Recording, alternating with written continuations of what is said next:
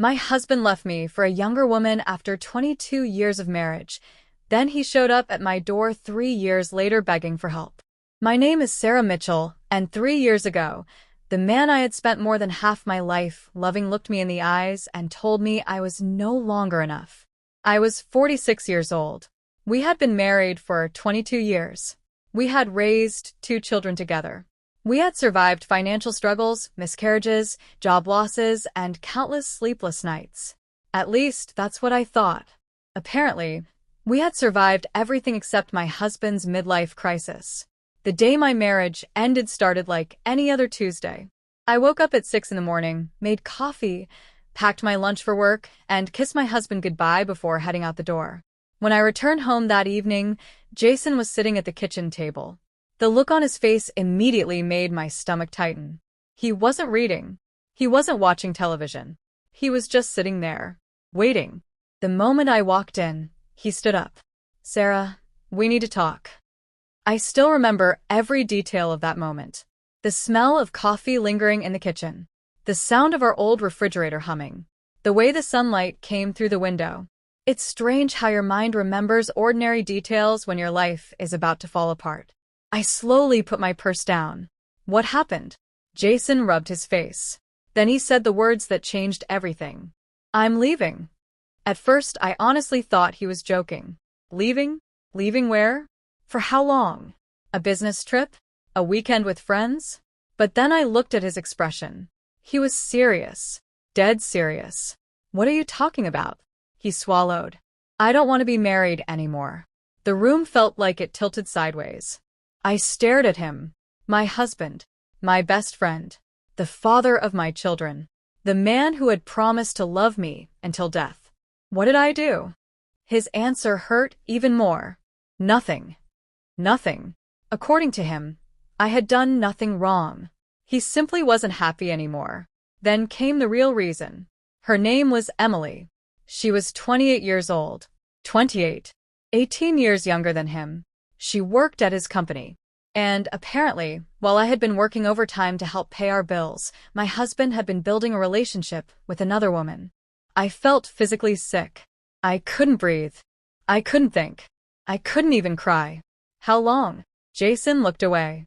8 months. 8 months. 8 months of lies.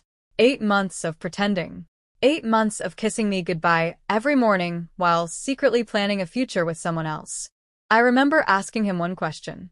Was any of our marriage real? He didn't answer. That silence told me everything. The divorce was finalized 8 months later. Jason moved into a luxury apartment with Emily. Our son, Ethan, was furious. Our daughter, Madison, stopped speaking to him entirely. Friends chose sides. Family members whispered. Everyone had an opinion, but none of them had to live inside my broken heart. For months, I barely functioned. I went to work. I came home. I cried. I slept. Then I repeated the cycle. I avoided mirrors because I hated what I saw, not because I thought I was unattractive, but because every wrinkle reminded me of what Jason had chosen over me. Youth. Excitement. Someone newer. Someone younger. One night, my daughter sat beside me on the couch. "Mom." I looked up. "You know Dad didn't leave because of your age, right?" I laughed bitterly. "Sure. No." Her voice became firm. "He left because he was selfish." That sentence stayed with me, because deep down I knew she was right. I had spent months blaming myself for another person's choices, and that realization changed everything. The next morning, I made a decision.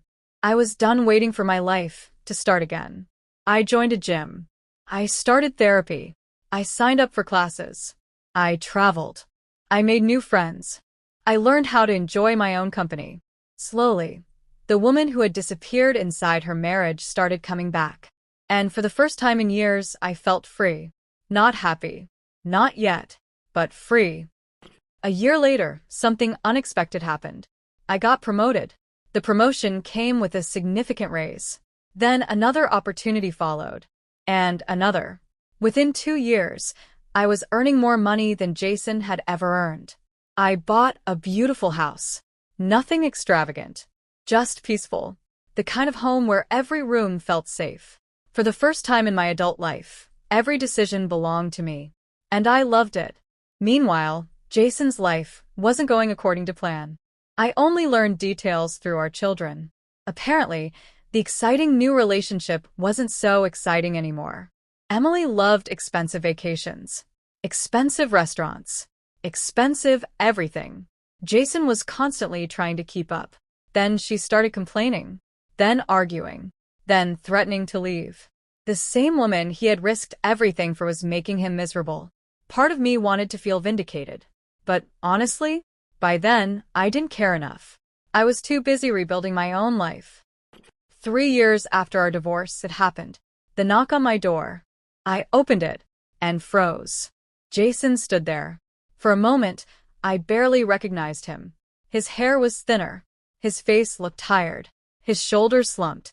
Gone was the confident man who had walked away believing the grass was greener.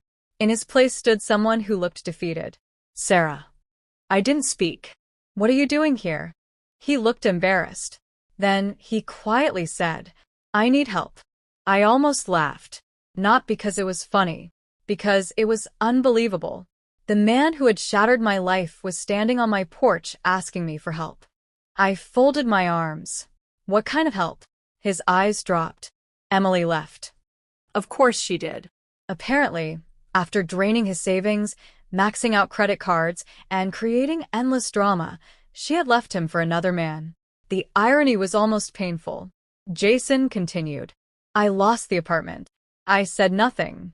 My business failed. Still nothing. Then came the sentence I never expected. I don't know where else to go. For a moment, I saw the man I once loved. The father of my children. The person I had spent 22 years with. And I felt something. Not love. Not anger. Not revenge. Just sadness. Because he had destroyed his own life. Not because of bad luck. Not because of me. Because of choices.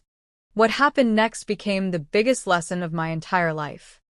Please, while we anticipate for the next part of this story, please subscribe, like, and share the story with your families, loved ones, and friends. Don't forget to turn on your notification bell so when the next part is posted, you'll get notified. Thanks for watching. Bye.